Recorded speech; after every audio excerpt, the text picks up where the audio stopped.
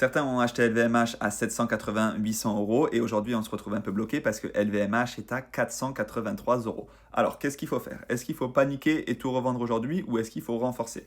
J'ai absolument pas la réponse, mais en attendant, ce que je peux te dire, c'est que si tu renforces à la baisse, ça va lisser ton prix de revient unitaire. Admettons que tu as acheté une action à 800 euros, tu en achètes une autre à 400 euros, ton prix de revient sera à 600 euros. Et au moment où l'action repassera au-delà des 600 euros, tu seras en bénéfice. Donc non, on n'est pas bloqué avec ces actions.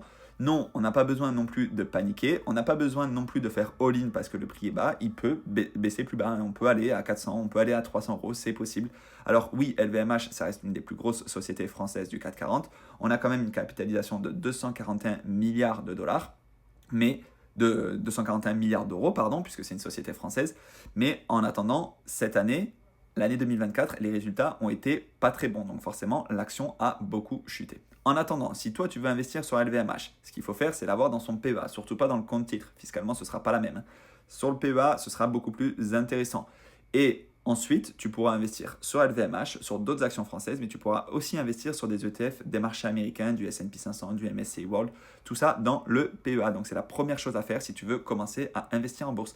Et il faut absolument que tu l'ouvres dans une banque en ligne. Je te mets un code pour Boursorama si ça t'intéresse d'avoir les 150 euros de prime de parrainage pendant encore 3 jours.